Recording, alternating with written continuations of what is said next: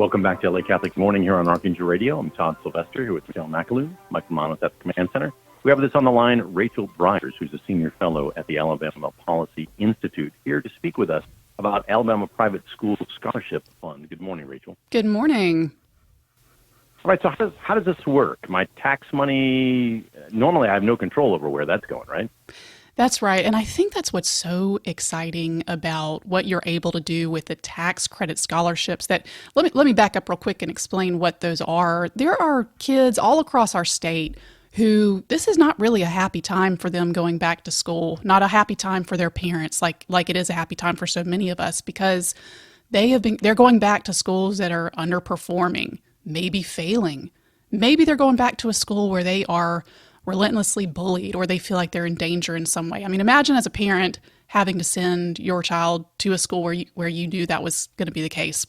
So what the tax credit scholarships do is allow kids who are in situations in schools that aren't right for them to be able to transfer to a private school, another public school, an independent school. It's a variety of schools that they can transfer to and basically take that tax money with them and be able to go to a different school. So the opportunity for Alabamians who believe that this is a good thing, that this is helping break the cycle of poverty in Alabama through education, because remember, these scholarships go to very low income families. The median income for families who receive these scholarships is about $30,000 a year. So these are folks who don't have the choice of perhaps sending their kids to private school or maybe even sometimes moving into a new district.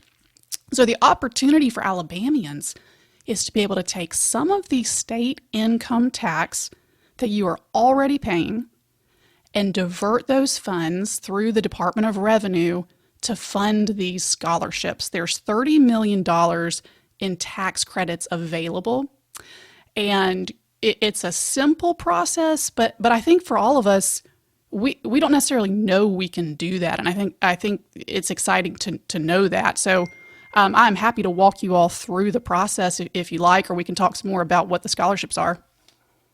No, walk us through the process. Yeah, it's really important. Okay, great. So what you would do, and again, this is if you believe school choice is a great thing, you want to fund it, but how? This does not cost you $1 beyond what you are already spending in state income tax. So what you would do is you kind of like look at what you paid last year in state income tax, and this is either as an individual or if you own a business or you're part of a corporation, you can do it that way as well.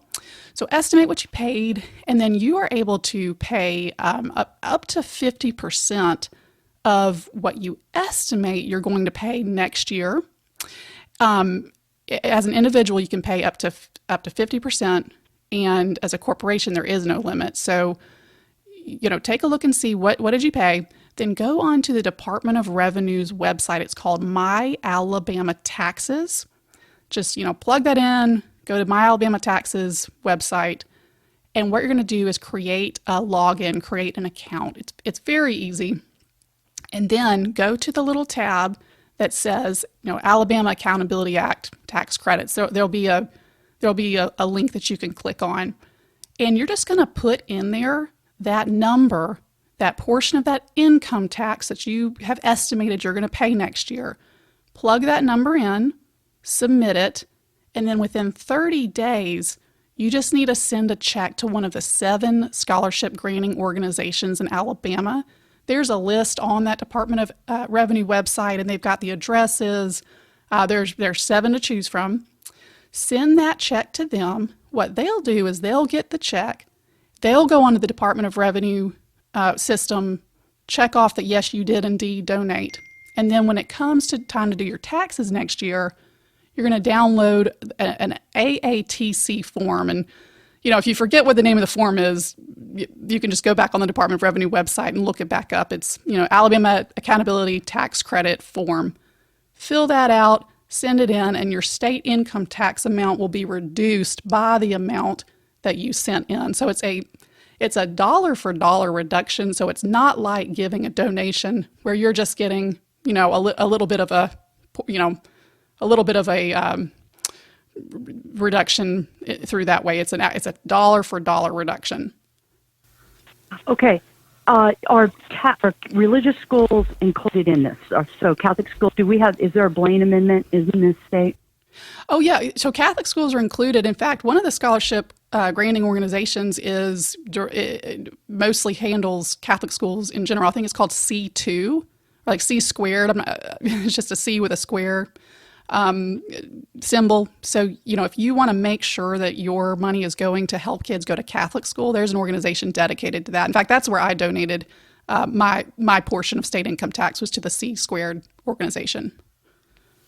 This is really important to know. Is this a new program, Rachel? Well, it's not, but I think that it's kind of confusing to describe, right? I mean, I think all of us sort of have trouble understanding the difference between a tax credit and just a charitable contribution. So this has been around for a while, but we're actually, here we are 2/3 through the year, and only a third of the available money has been reserved. The $30 million that's available, only a third of that has been reserved. So while they traditionally, at this point in the year, I spoke with the director of one of the SGOs, he said that that's not anything to concern them. They normally do get the $30 million by December, but you can't rest on your laurels. We have to make sure that we are all aware so that scholarship money gets completely filled up, because it also sends a message, I think, to the state that there is a demand among Alabamians who want to make sure that all of our brothers and sisters, all of the kids in the state have the same opportunities as those who are in a good school system. It sends a message to them that this is something that we want. Through our tax dollars, we're putting our money, where our mouths are. So, and I think that advocates for school choice would hope that that we would all, there would be an overwhelming response. People would donate, they would send that money, and then perhaps the cap would be raised at some point. Because remember, this is just a small portion of the overall education trust fund budget. It accounts for a very, very, very small point. I think 0.5% of the overall education trust fund budget. So if we can say, we believe in this, we want people to have an opportunity to go to a school that's right for them. We have funded this program quickly and it's not the end of the year and we're all scrambling, then maybe that'll send a message that'll help them think through raising that cap. Okay, and there's been no pushback. The reason why I'm asking this, last week we had Professor Dwight Duncan, who has just written an amicus curiae brief for Montana, where Montana is they're having problems with this, but we're not having problems with this in Alabama, where the money is actually going to religious education or sectarian education. I think there is pushback. I do. In fact, this past year, Mobile, Baldwin, Montgomery, some of these, and a lot of smaller school boards passed resolutions to say, hey, we don't like this. Let's end the Alabama Accountability Act. I think there's always folks coming out and asking good questions. I mean, you need to be able to ask questions about programs like this. Is there religious motivation behind this? Where are these kids going to school? What are they learning?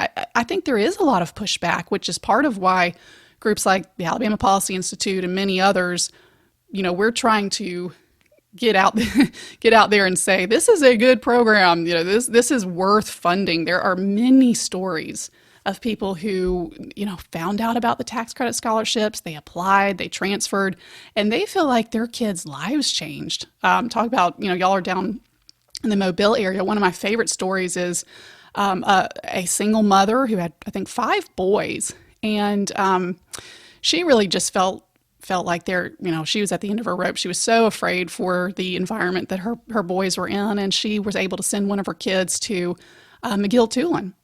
And he graduated, most likely to succeed. He got I think a 32 on his ACT and a full scholarship to the University of Alabama in Huntsville. He's doing very well. He is now a major spokesperson for this program, hoping that other people can can do it as well. Boy, I mean, it's such a simple hand up for people to be able to realize their dignity, to be able to come into who they're supposed to be. This is a fabulous program, and it's kind of a no-brainer though. No, because it's not costing us any more other than just a little bit of time. And I would just hand that form off to the people that do my taxes anyway. Yeah, Right. I mean, this is a no-brainer. It really is, to get people into better schools, and also, God love us, into the Catholic school system. There's where we believe. Amen. And you're going to pay these taxes anyway. Right. Exactly. So why not pay? And see, the problem is, if you're doing homeschool, if you're doing private Catholic schooling like I am, you're double taxed. That's you are right. double taxed. So you're paying tuition and you are paying your taxes. This one kind of cleans up the drawer, right? Yeah. Which, Rachel, it is always good to have Briar on from Alabama Policy Institute, and thank you so much. This is truly good news for us.